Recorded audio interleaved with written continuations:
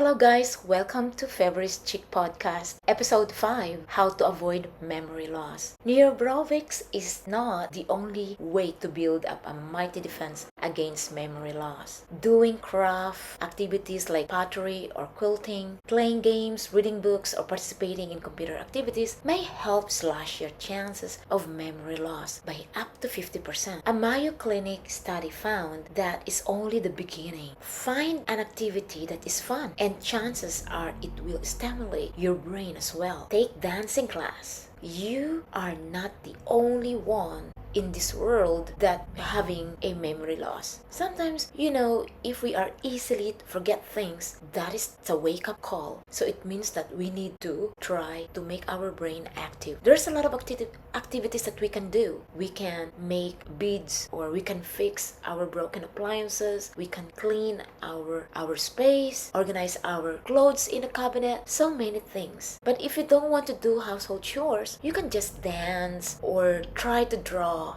Painting, for example. So there's a lot of things that can make you active, make you alert all the time. You can also read a book, you can watch TV, you can watch the things that you want to watch, or self-improvement. Dancing may be fun, but it may also be serious preventive medicine. Dancing is very good. It can make you happy. When you dance, serotonin will, the happy hormones also good because you can relax your body. Once that you move your body, that is very good. That can boost your happy hormones. A study in the New England Journal of Medicine found that dancing, reading, playing musical instruments, and playing board games were linked to a lower risk of dementia. What's more, people who did these activities the most during an average weight had 63% less risk dementia compared with people who did them the least. The reason this works is because your brain has something in common with your muscles. Bodybuilders regularly go to the gym to work out because using muscles more makes them stronger. Likewise, the more you buff up your brain, the stronger it becomes and the better it can resist memory loss. So when you sit down to a game of chess or put on your dancing shoes, you're not just playing, you are giving your brain a workout to develop the most mental muscle. Research suggests you cross-train by doing more than one kind of mentally stimulating activity every week. According to researchers and experts, these activities are among the best ones to choose from. Learning a second language, you can learn how to speak Thai, Korean language, Chinese, or Tagalog. Writing, playing card games. Card games is very good too. Doing crossword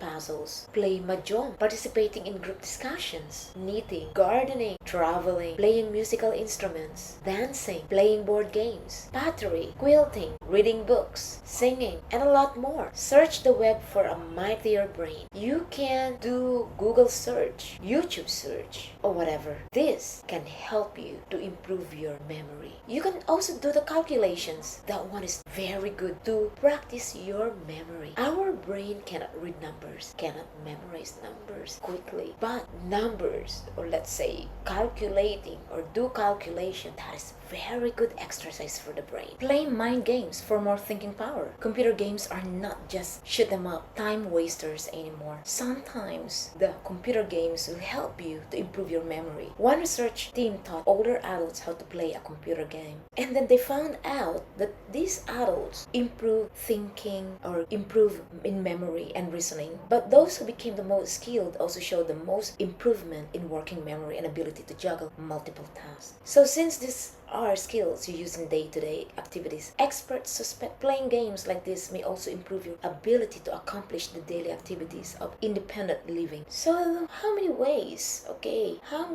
or how to supercharge your memory? Focus on learning new material for a while and then put it aside. Revisit and relearn every few hours, once a day or every few days. This helps the information stick even better and longer. You can use your imagination. At any time, you learn new information, including names. Create mental image to go with it. For example, if your friend's name is Catherine, perhaps you will picture Catherine Hepburn in the African Queen. You should consider how new information relates to what you already know. This connection helps interweave the new memory with your existing knowledge. To help remember a long string of items, break it into chunks. For example, you probably split your social security number into 3 groups of numbers when you say it. Or perhaps you remember your PIN number 5647, so just try to remember the PIN number. Or the telephone number, try to remember. To remember a group of items, try the tricks called mnemonic. For example, an acronym can help you remember the name of organization, NASA, for National Aeronautics and Space Administration, or the colors of the rainbow: red, orange, yellow, green, blue, indigo, violet. You can also use rhymes or stories to connect groups of items in your mind. You know what I mean? If you're walking, you just try to count or remember something. Like, for example, you can count 1, 2, 3, 4, 5, 6, 7, 8, 9, 10, or just say A, B, C, D, E, F, G. So that one, you can practice your memory. Then, focus on names. When you first meet someone, repeat the person's name to be sure you have understood it. You can even ask them to spell it for you. Use the name often in conversation to cement in your mind. For example, Ben. Oh, Ben. Hi, Ben. So always remember the name. Start with letter B. So you should remember. And then, when you want to either remember something or remember that you have finished a task, say it aloud. For example, you might say, it's 10 a.m. on February 2, and I just took my antibiotic. If you need to pick up peaches on the way home, picture them in your mind. Then imagine how they taste and smell. Think of feel of them in your hand and say the word peaches aloud to yourself. You have to make a place for every item and always stack them item back in its place. For example, always put your keys or cell phone in the same spot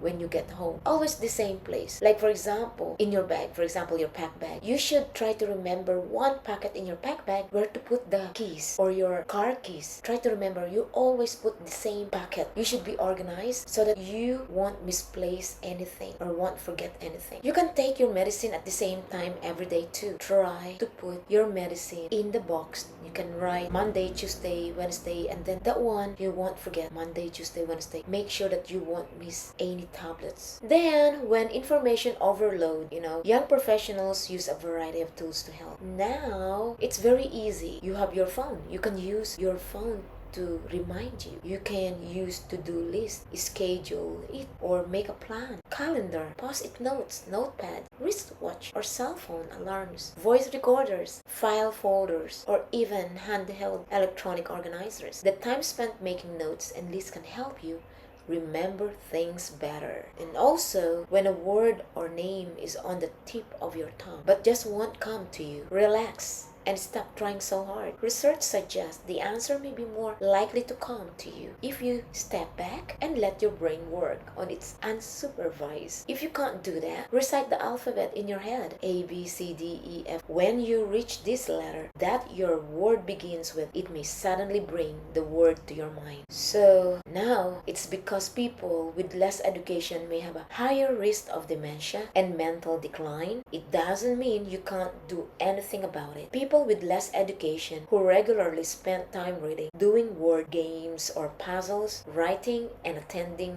lectures scored just as well on memory tests. The people with more education, a Brown University study found, stop worrying about how much learning you may have missed in the past and start hunting for fun, new ways to jumpstart your brain. You can practice your brain now and make your brain busy all the time.